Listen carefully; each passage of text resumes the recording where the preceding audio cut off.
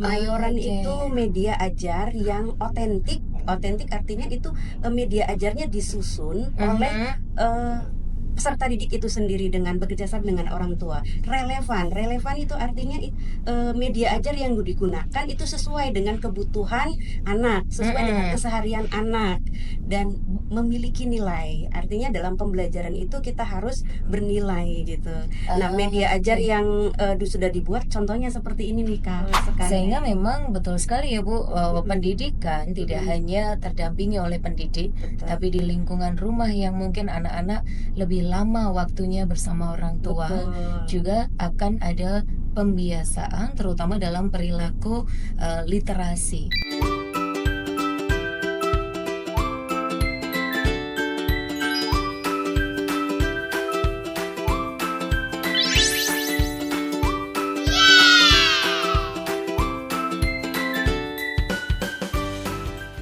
Halo sahabat Guru PAUD dimanapun berada, saat ini kembali lagi dalam Bintang Podcast, bincang santai dan riang bersama Guru PAUD dan Dikmas. Kali ini Via sudah bersama narasumber hebat kita, salah satu penilai di Dinas Pendidikan Cirebon, Provinsi Jawa Barat. Langsung saja kita sapa, ada Ibu Lis. Selamat pagi Ibu Pagi Lis. Kak Via. Oke, Ibu Lis, senang sekali nih Ibu bisa hadir di sini dan nantinya kita akan menceritakan kisah inspiratif dari seorang ibu yang menjadi penilik ya Ibu ya, khususnya untuk memfasilitasi pendidikan non formal. Mungkin mengawali perbincangan kita, boleh nggak sih Bu untuk diceritakan keseharian Ibu sebagai penilik, kemudian apa sih tantangannya ketika kita mengawal khususnya pendidikan non formal? Silahkan Ibu. Baik, terima kasih Kak Via. Jadi sebenarnya awal menjadi penilik itu saya sebelumnya menjadi seorang pelaksana di bidang pengelolaan PAUD PNF. Kemudian saya sering bersentuhan dengan rekan-rekan penilik yang kemudian mendampingi satuan pendidikan, dan itu menurut saya sangat menyenangkan sehingga kemudian saya terinspirasi dan menjadi penilik itu merupakan cita-cita bagi saya, Ibu. Oke, Gitu.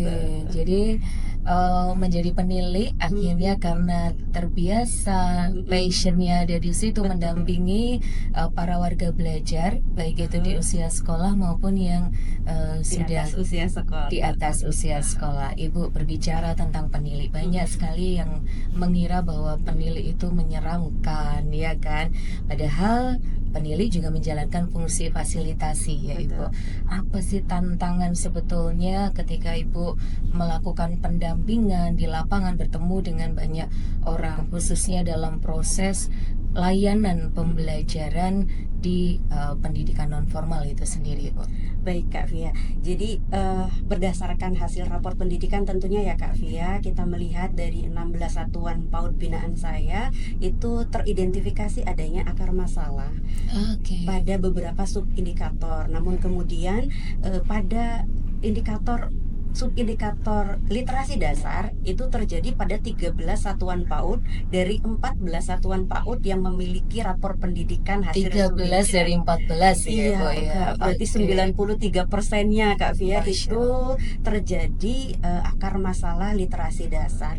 Ini kemudian kita menghadapi di mana Indonesia akan menghadapi generasi emas 2045 ya Kak Via. Di sisi lain adanya tantangan dari orang tua yang berharap agar hasil belajar peserta didik PAUD itu setelah lulus pengennya sudah bisa siap bersekolah. Namun kemudian siap bersekolah dimaknai oleh orang tua adalah kemampuan baca, tulis, hitung, dan itu terkadang menjadi beban tersendiri bagi rekan-rekan pendidik.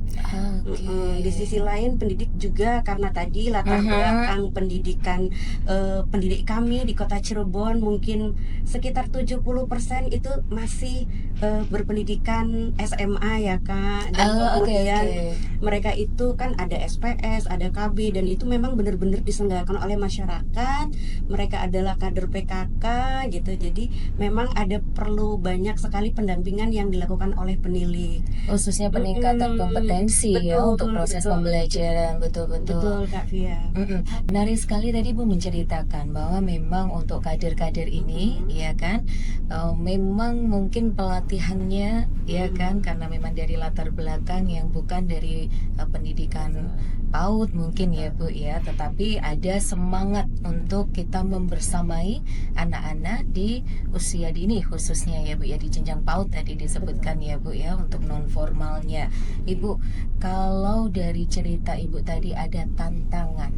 Nah, bagaimana Ibu sebagai penilik ini melakukan pendampingan terhadap apa-apa yang sudah terjadi di lapangan? Tentunya kan pendampingan ini juga asimetris ya Bu, karena memang beragam nih kendala-kendalanya. Mungkin Betul. boleh diceritakan Bu. Betul. Inspirasi saya dalam melakukan pendampingan tentunya kembali lagi di rapor pendidikan kan ada di sana, itu ada referensi untuk benahinya seperti apa. Jadi kami mengajak untuk rekan-rekan itu menggali apa sih sebenarnya yang bisa kita lakukan untuk bisa menyajikan penyelenggaraan pendidikan yang berkualitas. Oke. Gitu.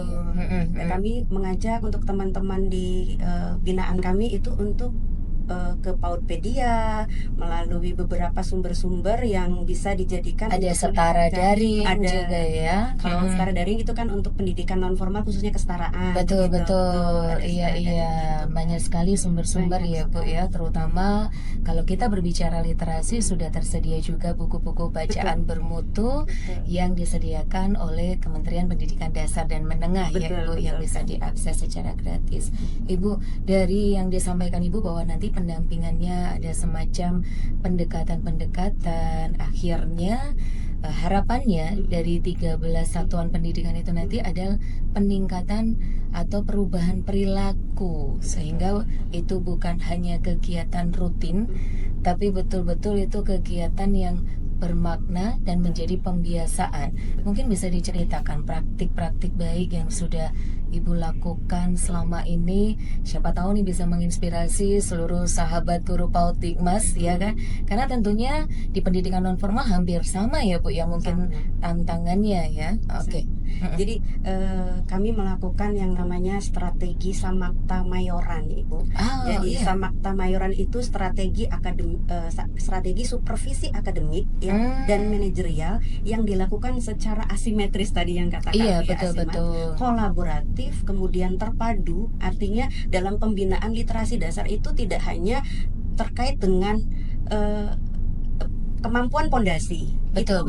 Salah satunya hanya literasi dasar itu hanya bagian dari keenam kemampuan pondasi. Maksudnya terpadu di sini bahwa pembinaan kemampuan literasi itu harus dibina secara utuh gitu Kak. Dan kemudian ini harus terpadu dan bersifat akseleratif gitu. Adanya perubahan perilaku yang tadi Kak Via sampaikan. Nah, dari hasil strategi Samakta ini menghasilkan Mayoran Kak.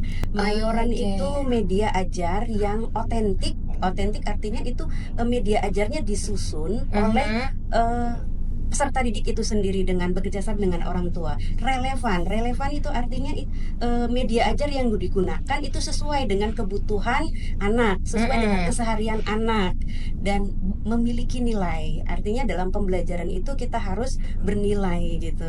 Nah, media ajar yang sudah dibuat contohnya seperti ini nih Kak. Gitu. Menarik sekali ya, kita bisa tunjukkan nih ke seluruh sahabat guru PAUD Digmas. Ini apa berarti dibuat sendiri oleh peserta didik atau warga belajar itu? Iya. Jadi peserta didik itu bercerita, karena ini kan sasarannya masih anak usia dini ya Kak. Betul, anak usia dini. Betul. Jadi nanti anak bercerita kepada orang tuanya, nanti orang tuanya menuliskan cerita apa yang ingin dibukukan oleh anak. Nah, setelah orang tua mendapatkan ceritanya yang ingin dibukukan, diserahkan konsepnya kepada pendidik. Nanti pendidik akan membuatkan nih Kak seperti ini. Jadi ini nanti karakter yang dibuat berbantuan dengan AI. Kemudian kita juga ngeditnya menggunakan Canva untuk pendidikan gitu. Seperti itu. Jadi malah justru dari sejak dini yang menarik ini Bu, karena tadi Ibu menyebutkan ada kolaborasi antara pendidik dan Mm-mm. juga orang tua. Betul sekali. Sehingga memang betul sekali ya Bu, Mm-mm. pendidikan tidak Mm-mm. hanya terdampingi oleh pendidik, Betul. tapi di lingkungan rumah yang mungkin anak-anak lebih lama waktunya bersama orang tua, Betul. juga akan ada pembiasaan terutama dalam perilaku literasi. Betul. Jadi mindsetnya akan berubah. Tadi yang awalnya mungkin hanya sekedar dibacakan, Mm. tapi kemudian kita menggali apa sih yang ingin dibukukan. Iya. Oke, tadi menyebut ada artificial intelligence atau kecerdasan buatan. Kemudian ada Canva, berarti pendidik juga mengoptimalkan layanan belajar.id ya Ibu ya. Oke. Nah, ketika pendidik itu melakukan penyusunan tadi yang seperti disebutkan Ibu, ada nggak sih mungkin kendala ataupun kolaborasi di komunitasnya? Ya, jadi kalau komunitas belajar memang sudah terjadi, namun kemudian karena ini berdasarkan satu satuan pendidikan yang di treatmentnya, jadi paling penilik mendampingi penyusunannya, dilatih dulu. Yang menjadi kendalanya ketika awal-awal mereka apa sih ini Bu? Iya, Apa sih ini Bu? Kemudian kita secara bertahap, secara perlahan-lahan, ini loh Bu langkahnya. Kenapa sih kita harus melakukan ini? Kita untuk memperbaiki layanan. Tapi menarik ya Bu, kalau kita melihat ya, ini di sini yang Ibu sampaikan gambarnya memang sederhana, Betul. ya kan? Di sini pun juga kalaupun ada kalimat kita bisa lihat ya sahabat guru Paul Dimas, hanya kalimat sederhana. Betul. Tetapi anak tidak dipaksa untuk membaca. Iya, jadi yang membacakannya orang tua Kak Fia. Betul. Dan anak justru sambil melihat ya, menebak kira-kira ini nanti ceritanya seperti apa, karena ada gambar-gambar yang mungkin akan diamati oleh anak-anak seperti itu ya. Betul Kak. Dan ini dioptimalkan untuk media pembelajaran. Tapi sebenarnya selain untuk media pembelajaran di sekolah, ini sebenarnya yang melakukan perannya adalah orang tua Kak. Jadi kami mencoba membangun orang tua untuk membacakan buku kepada anak setiap hari 10 menit, menggunakan buku cerita mereka sendiri dan berbagi dari buku cerita temannya, yang nanti buku-buku ini bertukar buku, dan kami juga ini memasukkannya ke dalam satu microsite ya Kak. Microsite atau semacam penyimpanan Google Drive. Betul, seperti itu Kak. Jadi semua orang bisa mengakses itu, kemudian bisa saling berbagi. Karena kemarin itu banyak yang memberikan, kami membuat survei Kak. Betul. Banyak yang masukan dari Bu, ini kok bukunya kurang, baru sedikit. Iya, apalagi kalau dicetak, ya kan. Betul. Nah itu Kak, terkait dicetak tadi Kak, karena tadi banyak dari kami yang memang menengah ke bawah nih Kak, gitu kan. Kalau handphone mungkin atau gawai mungkin sudah pada memiliki ya Kak, zaman sekarang hampir semua mungkin ya. Jadi itu bisa diakses. Tapi kemudian kalau memang perlu dicetak, itu kadang mungkin ada sebagian orang tua yang nanti dulu deh gitu, ini bukan prioritas, sehingga kami mencoba untuk membangun kebiasaan nih Kak dengan orang tua agar ketika melihat gawai, posisinya anak seperti apa melihatnya. Menarik sekali ya, gitu, Kak. Posisi. Kemudian jarak pandangnya juga kita harus coba ukur. Betul. Karena berbicara jarak pandang berarti ada muatan numerasi juga ya Bu. Betul sekali, karena memang banyak perilaku yang tidak kita sadari, menunduk atau mungkin sambil rebahan yang ternyata itu juga kurang baik untuk kesehatan mata ya Ibu ya. Itu juga Ibu ajarkan. Ya, coba kita bangun bersama kebiasaan itu. Nah ketika para pendidik ini men-challenge nih Bu, ada nggak sih proses mungkin didokumentasikan dong, atau kirim foto ya untuk apa sih yang udah dibaca hari ini, membacanya didampingi oleh siapa, karena kan bisa jadi nih ya anak-anak kita tidak tinggal bersama orang tuanya tapi bersama kerabat dekat, misalnya kakek, nenek gitu. Nah itu seperti apa Bu praktek baik yang sudah Ibu dengar cerita dari sekolah-sekolah yang sudah Ibu dampingi? Baik Kak, jadi kan biasanya satuan pendidikan ada WhatsApp grup ya Kak ya. Melalui WhatsApp grup ini kemudian kemudian buku kan yang PDF-nya kan di-share melalui WhatsApp group tersebut. Silakan orang tua mau membacakan yang mana. Kemudian ketika mereka membacakan, kami minta untuk memvideokan Kak.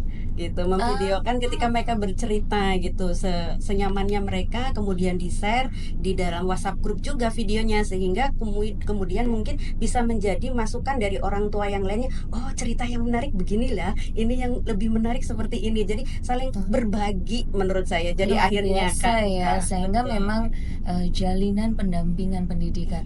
Yang menarik adalah ketika ada refleksi dan masukan dari orang tua lainnya. Betul. Ketika kita membaca, mohon maaf nih ya, Ya Kak.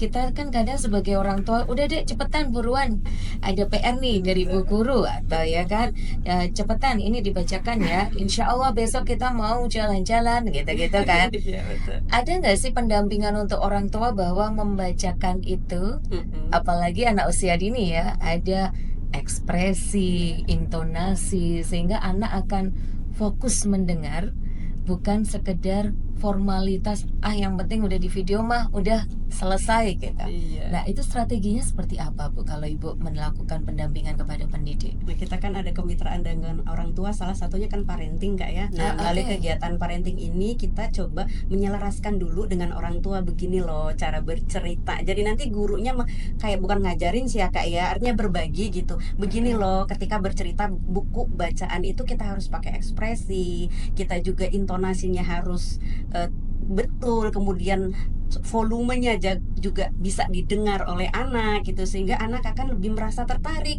Dan nanti jangan lupa mama ketika mama membacakan ini ditunjukkan hurufnya, sambil gini dilihatkan. Jadi kita membaca ini berarti ini, oh Una suka buah jeruk mama gitu. Jadi sambil ditunjukkan sambil ini gitu. Jadi sambil ditunjuk, ini deh papan tulis misalnya gitu ya. Oke. Artinya kita biasa kalau ada parenting, pertemuan orang tua, ya elah ini jangan-jangan gitu ya. Tapi ini malah pertemuannya sangat komprehensif, bermakna, dan memang betul-betul tujuan utamanya adalah peningkatan kualitas pembelajaran bagi anak-anak. Endingnya kan di situ ya Bu ya, dampaknya. Oke Bu, kalau tadi praktik baik sudah dilakukan dan ini luar biasa ya, bagaimana menghubungkan para pendidik dengan orang tua. Nah, ada nggak kira-kira Ibu sudah mengkolaborasikan dengan pihak lain agar ini berkelanjutan? Karena seperti yang kita tahu, sebetulnya makna literasi kan bukan hanya membaca, betul, tapi anak-anak bisa tahu bahwa oh ini tuh begini loh kata bu guruku, kata mamaku, kata ayahku, sehingga dia sudah bisa membedakan mungkin dari hal yang belum mereka tahu jadi tahu. Apa saja Bu upaya-upaya yang sudah Ibu lakukan untuk biar ini nggak berkelanjutan nih, nggak cuman ntar pas udah baca buku ini bosen udah tuh selesai gitu. Baik, jadi gini Kak, kami sudah membuat kolaborasi sebelumnya nih Kak, sebelum buku ini terwujud itu kami kolaborasi dulu dengan salah satu perguruan tinggi di kota Cirebon untuk kayak semacam divalidasi, diuji gitu medianya ini sudah cocok belum sih untuk anak-anak gitu Kak. Kemudian kami juga meminta masukan dari Himpa Udi Kak, bener nggak nih konten yang ada di dalamnya, apakah ini sudah membangun 6 kemampuan pondasi belum nih gitu Kak. Jadi sebelum itu kita minta masukan dulu. Selain itu kami juga sudah berkoordinasi nih karena pendidikan di Dinas Pendidikan ya Kak. Jadi kebetulan kami sudah berkoordinasi dengan bidang pengelolaan PAUD PNF ketika ini diproduksi, kemudian mereka merasa tertarik produk ini, kemudian silahkan Ibu Lus diseminasikan kepada seluruh PAUD baik formal maupun non formal, dan itu sudah dilakukan selama 3 hari berturut-turut. Setelah itu seksi yang lain mengatakan bahwa ini akan menjadi salah satu bagian lomba di Gebiar PAUD dalam rangka Hari Anak Nasional. Jadi ini justru mungkin akan menjadi penyemangat baru nih supaya jadi sebuah gerakan betul, bersama ya, betul, khususnya di kota Cirebon begitu.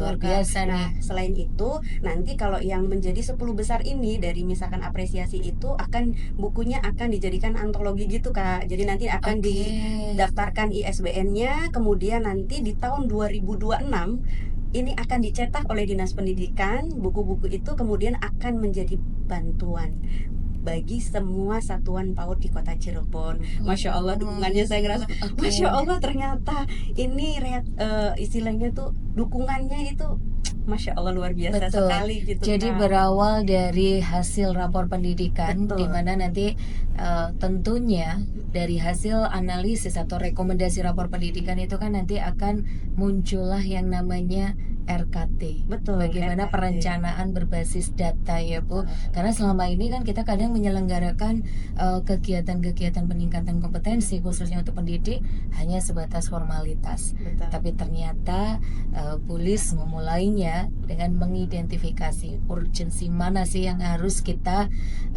lakukan atau kita benahi terlebih dahulu gitu ya Bu ya. Nah tadi sudah diceritakan nih sahabat guru PAUD Adikmas, ada kolaborasi dengan orang tua. Ada nggak sih Bu cerita unik dari pendidik ataupun orang tua misalnya, nih anak saya kayaknya kalau cerita pengen main di rumah eyangnya siapa gitu, karena menarik mungkin, atau nih belum sempet saya istirahat udah minta dibacain buku nih. Ada nggak sih cerita-cerita seperti itu dari para pendidik? Jadi ada salah satu peserta didik yang memang dia gemar untuk bercerita. Jadi bercerita. dia Oke. bercerita. Jadi semua yang dia ceritakan ingin semuanya dibuat buku. Mama, aku ingin semua yang saya ceritakan itu dibuat buku. Setiap saya bercerita saya ingin dibuatkan buku. Oke. Ya, itu luar biasa sekali menurut saya sih. Ya, semangat untuk dibuat bukunya, artinya anak itu merasa bangga, merasa memiliki gitu, cinta kepada literasi menurut saya. Jadi ada anak yang awalnya mungkin melihat buku biasa-biasa Biasa saja, dan ini yang menarik bukunya memang dikemasnya kecil. Betul. Iya kan Bu ya. Kemudian banyak dominan di gambar. Betul. Dan tentunya ini kira-kira maksimal biasanya berapa lembar Bu para pendidik ini menyusun nih? Menarik ya Bu Iya, ya. Oke.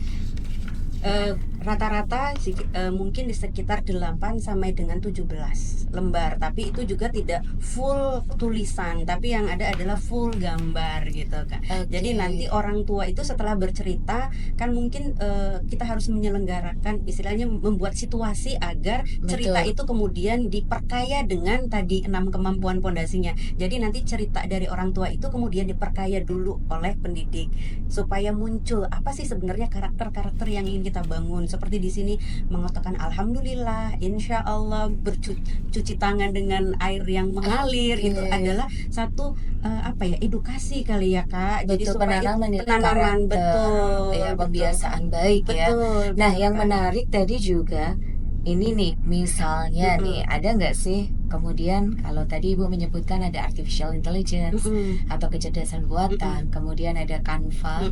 Di Canva sendiri kan ada fitur nih Bu, merubah tulisan jadi suara atau sebaliknya kan, suara menjadi tulisan misalnya.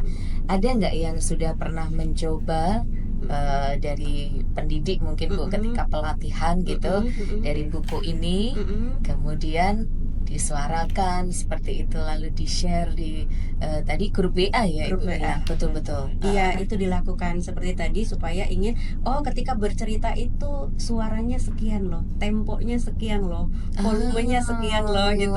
Jadi kemudian itu menginspirasi kan Kak Via. Betul-betul. Jadi ada juga challenge di situ. Betul. Nah Bu, kalau kita berbicara dari tadi ya, dari 13 dari 14 satuan pendidikan, 13 masih rendah. Perubahan perilaku apa yang paling signifikan terlihat setelah ada pendampingan dari Ibu sebagai penilik nih Bu? Baik Kak, jadi kalau perubahan perilaku kepada anaknya tentunya perubahan minatnya, minat anak terhadap buku, kecintaan anak terhadap buku. Itu perubahan perilaku yang sangat terlihat. Anak-anak sekarang kalau di PAUD itu, Bu, bukunya mana? Ambil buku gitu kan. Nah, kalau untuk pendidiknya perubahan perilakunya bahwa pendidik sekarang sudah kadang-kadang kita kalau teknologi itu takut ya Kak. Apanya yang baru gitu kan. Padahal ini sesuatu yang memang teknologi nggak bisa kita bendung, nggak bisa kita tahan. Kitanya yang memang harus menyesuaikan, kitanya yang harus belajar, kitanya yang harus mencoba belajar untuk menguasai teknologi itu gitu Kak. Dan itu teknologi bisa kita manfaatkan untuk meningkatkan layanan PAUD gitu. Kak. Menarik sekali ya, kita akan menceritakan kepada seluruh sahabat guru PAUD Mas nih ya, pada kesempatan Bintang Podcast kali ini, ketika Ibu tadi sudah mengawali, ternyata intervensi sederhana yang Ibu lakukan kepada pendidikan non formal khususnya di wilayah Ibu. Nah, ini kan berkelanjutan, bagaimana Ibu berkolaborasi dengan penilik-penilik lainnya. Ya kan Bu ya, karena memang di pendidikan non formal tentunya ini wilayahnya cakupannya cukup luas ya Bu ya. Nah, itu seperti apa Bu kolaborasinya? Iya Kak Via, jadi kami di Penilik itu kan punya organisasi profesi Kak, namanya Ikatan Penilik Indonesia. Betul. Kami melakukan pertemuan Mhm. kombelnya penilik gitu Kak, melalui Oke. IPI tadi setiap hari Senin jam 8 sampai jam 10. Khusus untuk kota Cirebon. Khusus untuk kota Oke. Cirebon dalam Itu tatap organisasi muka atau dari tatap oke muka. oke. Karena kami memang kantornya satu kantor Kak. Oke. Jadi nanti kita jam 8 sampai jam 10 kita sharing bersama. Mari kita meningkatkan kemampuan kami sebagai pendamping. Tentunya kami juga harus meningkatkan kompetensi dong Kak untuk Betul, mendampingi, betul. sehingga kita juga, kalau sekarang pendidikan harus bertransformasi, maka peniliknya juga harus bertransformasi. Betul, Mari betul. kita dekat dengan teknologi, mari coba kita menguasai teknologi, dan mari kita dampingi satuan pendidikan kita agar mereka juga bisa meningkat layanannya. Harapannya seperti Oke, itu Kak. oke. Jadi kalau tadi juga disebutkan ada kolaborasi antar Betul. penilik. Bu, sekali lagi nih Bu Lis, kalau kita menghadapi tantangan kan setelah tadi jam 8 nih berkolaborasi, meningkatkan di hari Senin, bagaimana dengan hari-hari lainnya? Kan mungkin bisa jadi Ibu tidak bisa nih menjangkau secara rutin melakukan kunjungan ke PAUD-PAUD non formal dampingan Ibu. Strategi apa nih ketika Ibu mau ngecek proses pembelajaran ya kan, kesatuan pendidikan itu seperti apa, kalau Pulis boleh tahu atau boleh cerita? Oh iya Kak, kalau di kami kota Cirebon, karena kotanya kecil kan, Betul. kotanya kecil, cuma 5 kecamatan, jadi itu mudah diakses. Namun demikian, karena misalkan ada kesibukan kita di luar kota, kemudian kita bisa melakukan Zoom Kak dengan rekan-rekan pendidik. Kita coba cerita, jadi kebiasaan kami yang sedang kami bangun, kita dengarkan apa sih gitu yang dirasakan oleh satuan pendidikan, kendala apa yang mereka hadapi, dan mencoba kita cari solusi bersama Kak. Jadi kami tidak selamanya memberikan oh kita harus begini, tapi kita gali apa kemampuan, potensi ibu apa yang ada di satuan pendidikan yang bisa dioptimalkan apa. Kadang-kadang mereka tuh hanya perlu didengarkan Kak. Oh iya, Iya, didengarkan, kemudian ternyata sebetulnya solusinya sudah ada iya, pada sudah ada pada diri mereka sendiri. Cuman kayak kurang yakin gitu kan, harus Jadi hanya ditanyakan nih ke penguatan. Iblis gitu kan, atau penilik. Nah, menarik sekali nih Bu. Kemudian bagaimana Ibu bisa menggali mereka biar terus semangat dan konsisten? Jangan-jangan nih praktik baik pembelajarannya ketika akan ada penilik datang aja nih, hari-hari pun kembali ke setelan awal. Nah, bagaimana Ibu memastikan ini berkelanjutan, hari-hari pun tetap dilaksanakan dengan didampingi oleh kepala sekolah mungkin. Jadi pola pikirnya dulu Kak. Jadi kita kembali ke niat kita jadi pendidik apa? Apakah hanya untuk hari ini atau untuk selamanya? Betul. Apakah kita hanya ingin mengajar hari ini, atau ingin kita mendidik anak-anak kita menjadi pribadi-pribadi yang lebih baik? Kalau teman-teman memang ingin menjadi lebih baik, maka lakukan yang terbaik setiap hari, dan itu yang ingin kita bangun, motivasi itu, bahwa mendidik anak-anak itu bukan hanya berdampak saat ini saja, tetapi kalau dalam Islam kan itu sampai dibawa ke akhirat, karena ilmu itu kan menjadi salah satu. Dan ini investasi jangka panjang sebetulnya ya, pendidikan seperti yang disampaikan oleh Bapak Presiden ketika perayaan Hari Guru Nasional, bahwa pendidikan adalah investasi jangka panjang yang mungkin dipanennya nggak instan, tapi dipanennya akan terlihat dalam berproses tumbuh kembang anak-anak usia dini ya, khususnya ya, luar biasa ini. Nah Bu, ada nggak sih sebetulnya grup dengan kepala sekolah dampingan Ibu di satuan pendidikan untuk apa nih praktik baik hari ini dari sekolah X, dari sekolah Y, dan seterusnya. Ada nggak sih Bu seperti itu? Ada. Jadi karena WhatsApp group sekarang kan sudah menjamur ya Kak, semua Oke. hampir ada WhatsApp group, dan berbagi itu menjadi hal-hal yang sering kita lakukan Kak. Jadi ada grup kepala sekolah, grup Himpa Udi, ada di tingkat kecamatan, ada di tingkat kota, dan mereka itu hidup grupnya. Kalau grupnya PAUD itu Masya Allah Iya. aktif 24 jam ibaratnya Kak. Langsung ya, Betul, jadi betul, memang betul. komunikasi yang terjalin juga Betul, baik, dan betul, itu bukan hanya pada momen-momen tertentu yang betul, dilakukan oleh Ibu Lis ya. betul. Luar biasa nih sahabat Guru PAUD Digmas dimanapun berada. Tadi kalau kita cermati dari awal ya Bu Lis ya, bagaimana kita melakukan pendampingan itu bukan hanya sekedar kita hadir ya kan, melihat, memotret lalu pulang, tidak memberikan refleksi pembelajaran ataupun feedback. Nah, kemudian refleksi pembelajaran itu juga Ibu lakukan dengan melihat rekomendasi dari hasil rapor pendidikan. Bahkan untuk intervensi asimetris itu juga Ibu lakukan, ya kan? Berdasarkan hasil rekomendasi apa yang harus dibenahi melalui perencanaan berbasis data. Luar biasa nih ya. Kita bisa mengikuti jejak praktik baik Ibu Lis sebagai seorang penilik, ya kan? Penilik datang tidak untuk menakuti ya Bu, tapi bagaimana kita melakukan refleksi bersama, melakukan perbaikan proses pembelajaran, apalagi yang saya headline nih Bu, yaitu berkolaborasi dengan orang tua. Karena biasanya orang tua kan cuma menyerahkan anak-anaknya, setelah itu ya udah guru nih tugasnya gitu. Tapi ternyata tadi ada pendampingan dari orang tua, berkolaborasi dengan baik, komunikasi. Luar biasa sekali Bu Lis, kisah inspiratifnya. Semoga ini juga bisa ditiru nih ya oleh para penilik lainnya, terutama dalam mendampingi satuan pendidikan non formal.